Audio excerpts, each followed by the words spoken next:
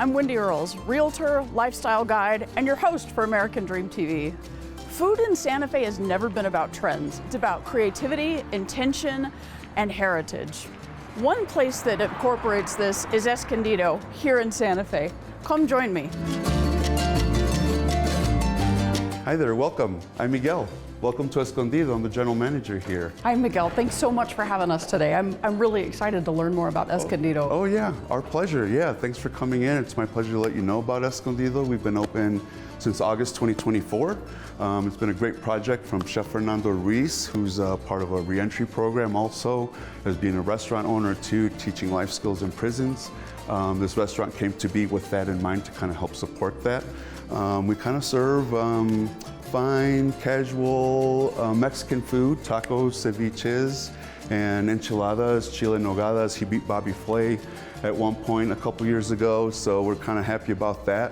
When this place came in mind, he wanted a little bit of culture into it, so we have plants, we have life, we have murals, we have a lot of life, a lot of light, and a lot of creativity in here, and we're really happy to have you here and check it out, see more of it, and maybe try some of our food too. Absolutely, I can't wait to learn more. I'm here today with Chef Fernando Ruiz. I'm super excited to be here today at Escondido and your baby, your restaurant. It is my baby. Your dream. Tell me a little bit about why Santa Fe and not Albuquerque, and even why Santa Fe Midtown and not Santa Fe downtown. What was your thinking there? Northern New Mexico is where my heart is. From Santa Fe to Chama, New Mexico. My wife's from Española. I've lived 15 years in Española. But this is where the heart is. This is where New Mexicans' heart is. Northern New Mexico, my heart. And when given the opportunity to do this Midtown, I jumped on it right away. It was a perfect location. We have plenty of parking. And it's for the people. We're in the neighborhood. You know what I mean? Sure. We have neighbors, we've got apartments across the street. They walk over in groups of 8 or 10. The condos behind us, and it's turned into a neighborhood spot. And that's what I wanted. What do you want your guests to experience when they're here? What do you want them to take away when they leave? High-end Mexican food with a twist, as people like to call it. We have multiple ceviches, moles, tacos. It is casual fine dining. I want guests to feel that we are in Mexico on the beach and pretend that the ocean is right over here on this side. Here at Escondido, you're gonna feel welcomed, and by the time you leave, you'll probably be making your reservation at the host stand.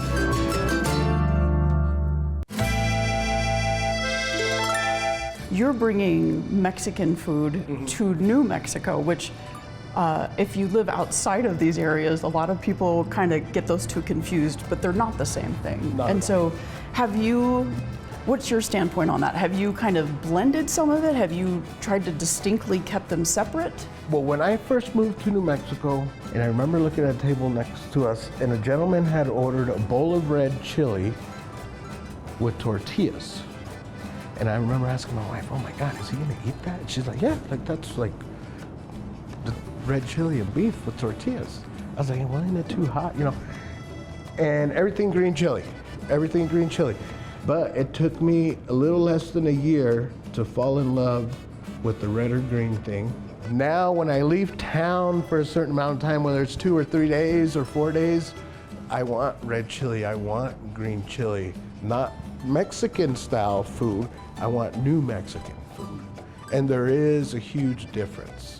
What got you into being a chef? How did you end up here with your own restaurant? From 13 to the age of 21, in and out of jail and or prison. Got my GED, came out, met my wife about 24 years ago when I moved to New Mexico. We moved in the second day we met each other, now we have 3 kids. She pushed me to where I'm at now. Honestly, like, I give her most of the credit. I'm just here to cook. Now it's not just a restaurant, now it's a foundation, it's a stepping stone for people coming out of incarceration as re-entry like myself. There's an overwhelming sense of family here in northern New Mexico, and I think what you're doing also really fosters that. Yeah, because Northern New Mexico's always been family, always been community. You can break down on the side of the road in Española. Within 5 minutes, somebody's going to stop to ask for help and see if you need help. I'm so glad you sat down with us today. Thank you for having me. It's been great to meet you, and Escondido is lovely. I'm very excited to be here. Please come see it. Northern New Mexico isn't just where Chef Ruiz opened his restaurant. It's personal.